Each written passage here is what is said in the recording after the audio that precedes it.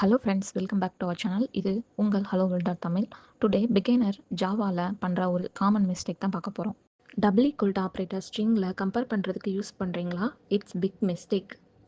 ஸ்ட்ரிங்கை compare பண்ணுறதுக்கு double equals operator use பண்ணோன்னா அது என்ன செக் பண்ணோன்னா மெமரி அட்ரஸ், அதாவது ஆப்ஜெக்டோட ரெஃபரன்ஸை மட்டும்தான்.